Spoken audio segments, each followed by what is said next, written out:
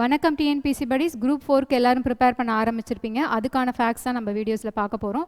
சிந்துவெளி நாகரிகம் ரொம்பவே இம்பார்ட்டண்டான டாபிக். அதுக்கான கம்ப்ளீட் ஃபேக்ட்ஸை கவர் பண்ண வீடியோஸ் ஆல்ரெடி நம்ம கவர் பண்ணியிருக்கோம். அது வந்து நாங்கள் டிஸ்கிரிப்ஷன் லிங்க்கில் கொடுத்துருக்கோம். யாரெல்லாம் பார்க்கலையோ போய் பாருங்கள். ஸோ இன்றைக்கி நம்ம ஃபேக்ட்ஸ் என்னென்னு பார்க்கலாம்.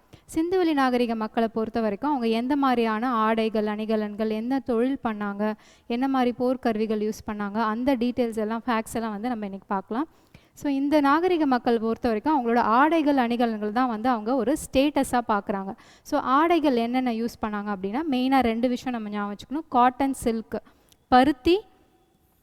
ஆடைகள் பொறுத்த வரைக்கும் பருத்தி அப்புறம் பட்டு, இது 2 தான் அவங்க முக்கியமாக யூஸ் பண்ணியிருக்காங்க. அதே மாதிரி இந்த இடத்துல வந்து நூல் சுற்றி வைப்போம் இல்லையா, அந்த சுழல் அச்சுகள் நிறையா கண்டுபிடிக்கப்பட்டிருக்கு. ஸ்பிண்டில்ஸ் அது வந்து கண்டுபிடிச்சிருக்காங்க. ஸோ நூல் நூற்கும் தொழில் வந்து இங்கே பண்ணியிருக்காங்க, ஸ்பின்னிங்லாம் இங்கே பண்ணியிருக்காங்க அப்படின்னு நம்மளுக்கு தெரிய வருது. இப்போ ஆபரணங்கள் பார்க்கும்போது, அணிகலன்கள் பார்க்கும்போது நிறைய தந்தத்தில் செஞ்சது, சங்கில் செஞ்சது, தங்கம், வெள்ளி, செம்பு, இந்த மாதிரி கற்கள் வச்ச ஜுவல்லரி, அணிகலன்கள் இதெல்லாம் வந்து அவங்க யூஸ் பண்ணியிருக்காங்க. கற்கள் வச்ச ஆபரணங்கள் அப்படின்னு பார்க்கும்போது கார்னேலியன் ஸ்டோன்ஸ், அது நம்ம ஞாபகம் வச்சுக்கணும். என்னது கார்னேலியன்? இது என்ன அப்படின்னா இது வந்து சிவப்பு நிற மணிக்கற்கள். சிவப்பு நிற மணிக்கற்களை தான் வந்து நம்ம கார்னேலியன் ஸ்டோன்ஸ்னு சொல்கிறோம். ஸோ இந்த கார்னேலியன் ஸ்டோன்ஸ் வந்து இதோட உற்பத்தி மையமாக இருந்த இடம் எதுனா லோத்தல். லோத்தல் எங்கே இருக்குது? குஜராத்தில் இருக்குது. ஸோ லோத்தல் என்னது? சிந்துவெளி நாகரிகத்தின் மான்செஸ்டர் ஆஃப் இண்டஸ் வேலி சிவிலைசேஷன் எது அப்படின்னு கேட்டால் அது வந்து லோத்தல் தான். நிறையா பிஸ்னஸ் நடந்த ஒரு இடம்.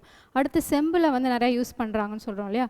செம்பு அப்படின்னா நம்ம என்ன ஃபேக்ட் தெரிஞ்சிருக்கணும்? காப்பர் அப்படின்றது தான் வந்து முதல் மனிதனால் கண்டுபிடிக்கப்பட்ட, உபயோகப்படுத்தப்பட்ட முதல் உலோகம் எது அப்படின்னா அது வந்து செம்பு, காப்பர் தான்.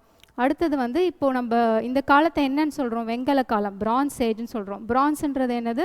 நிறைய காப்பர், செம்பும் கொஞ்சமாக தகரம், டின், இது 2ம் கலந்து தான் வந்து பிரான்ஸு. ஸோ இதை தான் வந்து இந்த காலத்து மக்கள் வந்து அதிகப்படியாக யூஸ் பண்ணியிருக்காங்க. பிரான்ஸ் அப்புறம் காப்பர் திங்ஸ் தான் வந்து நிறையா யூஸ் பண்ணியிருக்காங்க. ஸோ இந்த காலத்து மக்களுக்கு இரும்பை பற்றி தெரிஞ்சிருந்ததா? இல்லை. இந்த சிந்துவெளி நாகரிக மக்கள் இரும்பை பற்றி அறிந்திருக்கவில்லை. அடுத்து பார்த்தோம் அப்படின்னா அவங்களோட எந்த மாதிரியான ஆயுதங்கள்லாம் பயன்படுத்தினாங்க அப்படின்னு பார்க்கலாம். ஆயுதங்களும் வந்து தந்தத்தில் செஞ்சது, அப்புறம் கற்களில் செஞ்சது, அதே மாதிரி எலும்புகளில் செஞ்ச ஆயுதங்கள்லாம் வந்து அவங்க பயன்படுத்தியிருக்காங்க. முக்கியமாக அதில் சர்ட் பிளேடுகள் அப்படின்னு சொல்லுவாங்க. சர்ட் அப்படின்னா என்ன? இது வந்து ஒரு சிலிக்கா வகையான கல் தான் வந்து சர்ட் பிளேடுகள். ஆயுதங்கள் என்னது? சிலிக்கா டைப் ஆஃப் ஸ்டோன் தான் வந்து இந்த சர்ட் அப்படின்ற சர்ட் பிளேடுகள் வந்து யூஸ் பண்ணியிருக்காங்க. இதுலேயே வந்து இன்னொன்று நம்ம பார்ப்போம் அப்படின்னா ரோஹிரி சர்ட்.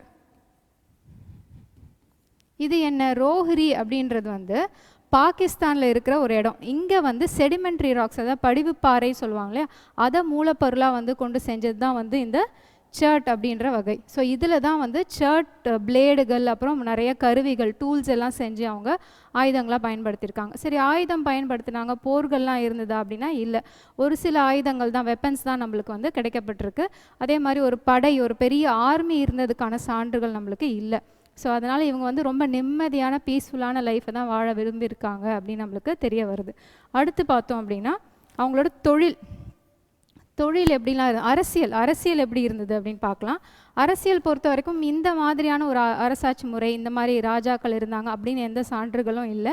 ஆனால் நம்ம பார்த்துருக்கோம்ல, இவங்களோட நகர அமைப்புலாம் வந்து மேல் நகர அமைப்பு ரொம்ப திட்டமிடப்பட்டதாக இருந்திருக்கு. மேல் நகர அமைப்பில் தான் வந்து முக்கியமான ஆட்கள் இருப்பாங்க. அதே மாதிரி அவங்க வணிகத்துக்கு யூஸ் பண்ண முத்திரைகள், அளவீடுகள், எடைகள், இது எல்லாமே எல்லா இடத்துலையும் ஒரே மாதிரி யூனிஃபார்மாக இருந்திருக்கு. அப்போ ஏதோ ஒரு சென்ட்ரல் பவர், ஒரு கண்ட்ரோல் மாதிரி ஏதோ இருந்திருக்க கூடும். ஆனால் ப்ராப்பராக இதுதான் அரசியல் முறையாக இருந்தது அப்படின்னு நம்மளால் சொல்ல முடியாது. அப்புறம் தொழில் பொறுத்த வரைக்கும் அப்படின்னா தொழில் வந்து குறிப்பிட்டு இந்த தொழில் தான் பண்ணாங்கன்னு எதுவும் கிடையாது. பல வகையான தொழில்கள் பண்ணியிருக்காங்க. வேளாண்மை, மேய்ச்சல், அதே மாதிரி கைவினைப் பொருட்கள் செய்கிற தொழில், ஆடைகள் செய்கிற தொழில், இந்த மாதிரி பல வகையான தொழில்கள் பண்ணியிருக்காங்க. அதில் பானைகள் செய்கிற தொழில் அப்படின்னு பார்க்கும்போது அவங்க நிறைய ஷேப்ஸ் அண்ட் சைஸஸில் பானைகள் செஞ்சுருக்காங்க. சுட்ட மட்பாண்டங்களை தான் செஞ்சு யூஸ் பண்ணியிருக்காங்க.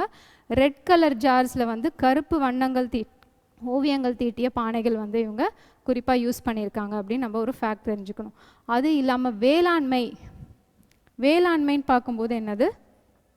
அவங்க டபுள் கிராப்பிங் சிஸ்டம், தொழிலில் வந்து வேளாண்மை அப்படின்னு பார்க்கும்போது அக்ரிகல்ச்சர், டபுள் கிராப்பிங் சிஸ்டம் வந்து யூஸ் பண்ணியிருக்காங்க. டபுள் கிராப்பிங் சிஸ்டம்னா என்ன?